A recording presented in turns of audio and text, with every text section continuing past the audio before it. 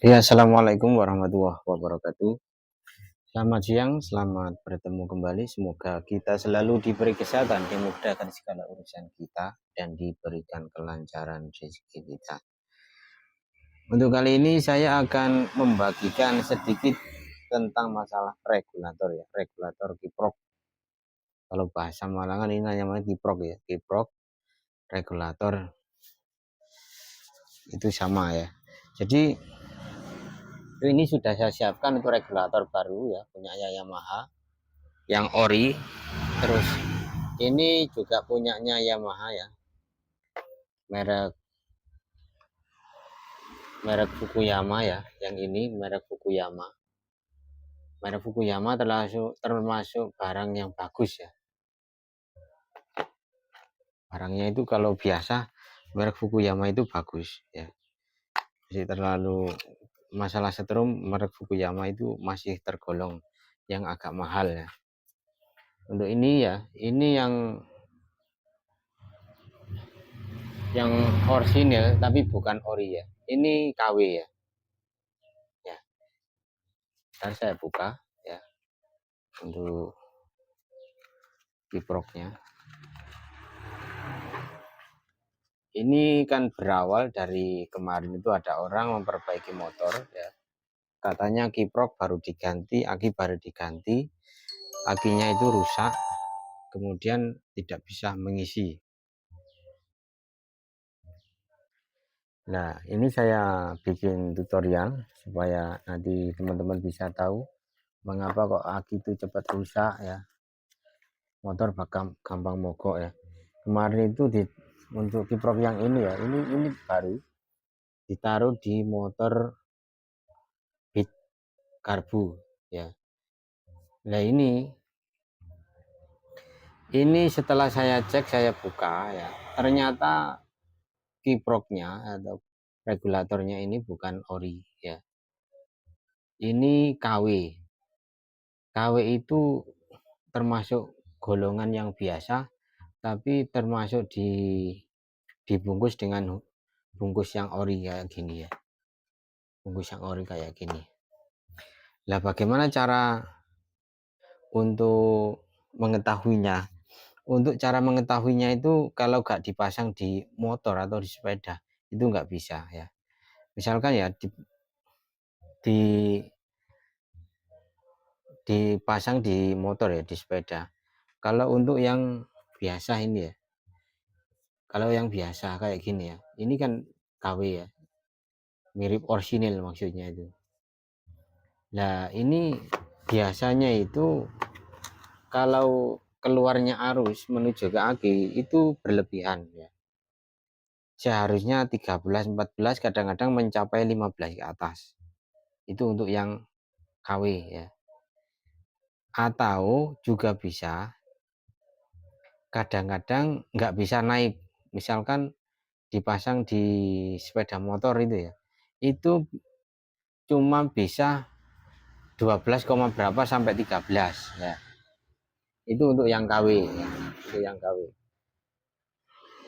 Nah, sekarang ciri-cirinya bagaimana ya? Ciri-cirinya gini. Ini kan sama-sama Yamaha ya. Ini sama Yamaha. Ini yang ori ya, betul-betul orsinil. Ini yang orsinil tapi yang tembakan ya, bukan ori sungguhan ya. Ini sekilas untuk huruf-hurufnya sama ya. Huruf-hurufnya sama. Loh ya. Groundnya sama. Sini ground ya. SH656A. SH656A ya. 12 sama ya. Sama, semuanya sama. Tetapi untuk lebih mudah itu kita dengeri masalah soket ya. Soket ini warnanya hijaunya nggak sama ya. Ini hijau tua, ini hijau muda ya. Ini yang pertama. Kemudian yang kedua ya, itu kita cek bagian ini ada cat ya.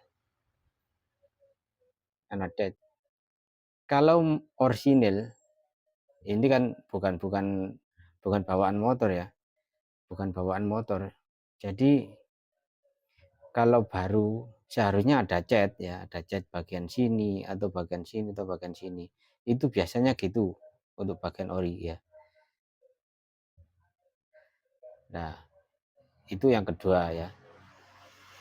Nah, kemudian yang ketiga, itu kita harus mengukurnya pakai avometer ya, pakai avometer. Misalkan bagaimana cara mengukurnya ya. Kita ini kalau mengukur pakai avometer bukan digital itu nggak bisa ya. Kita cek ya. Kita cek untuk pakai avometer digital. Ini ground ya, ini ground ya. Ground. Nah, kalau ground sini ya, ini kita bisa mengetahui ya antara ground sini ya, nanti bisa terhubung dengan kebalikannya ya. Ini tandanya ground ya, tandanya ground. Ya. Jadi untuk mengukur pakai avometer ini ya, itu kayak gini. Ini digital ya. Ini kan ground ya. Ground ini berlawanan dengan pengisian ya. Pengisian ini warna kabelnya merah. Ini putih ya. Merah, yang ini putih. Ya. Kita cek pakai avo analog ya, bukan digital ya. Nah, ini gandeng. Kemudian ini gandeng. Oh, ini enggak ada ya. Berarti bisa ngisi ya. Bisa ngisi atau karena ini baru ya. Karena ini baru walaupun biasa tetap pengisian normal ya. Ya, kemudian kita cek untuk bagian yang KW tadi ya. Yang KW kita cek. Nanti panjenengan bisa membedakan untuk pengukurannya itu lebih mudah pakai avo digital apa avo analog ya. Ini gandeng ya, tapi gede ya. Gandeng tapi gede. Nah, ini bisa merusak. Nah, ini enggak ada. Berarti bisa ngisi walaupun kebesaran ya. Nah, sekarang kita cek untuk regulator yang biasa yang KW ini pakai analog, pakai digital ya. Pakai digital ke ini ya.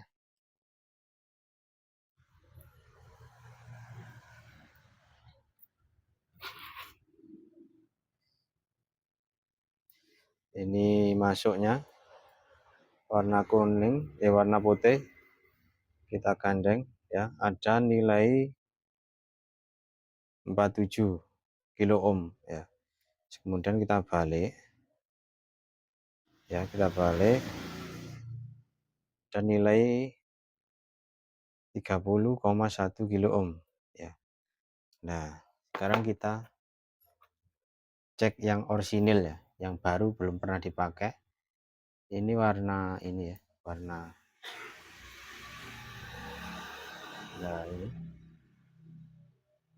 0,68 kilo ohm ya. Berarti pengisiannya cepat ya, pengisiannya cepat sekali ya.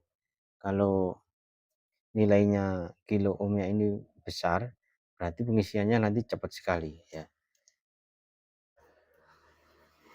Nah, kemudian kita cek untuk kebalikannya ya. Kebalikannya kita cek 0,8 5 kadang 96,6 ya kilo ohm. Maksudnya di sini kalau kita balik nilainya besar, nanti untuk hambatan ya.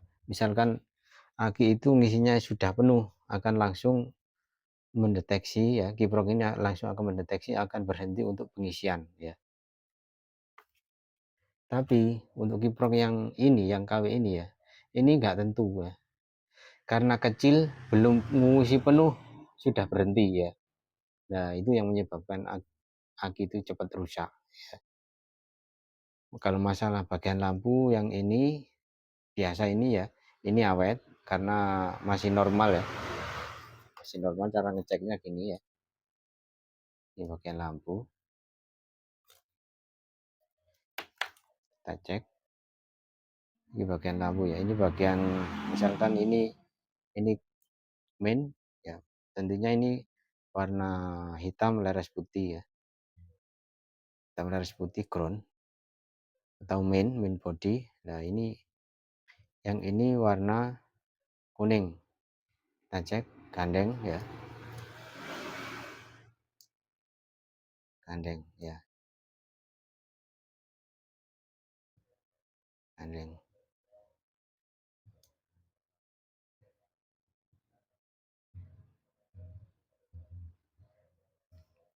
Kalau yang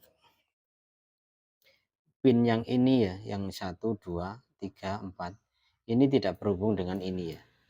Misalkan ini lampu itu bisa normal, ini belum tentu normal ya. Jadi gitu untuk penjelasannya. Cukup sekian, semoga bisa bermanfaat. Jangan lupa like, subscribe, dan komen. Nanti kita sambung lagi untuk masalah setrum yang selanjutnya. Assalamualaikum warahmatullahi wabarakatuh.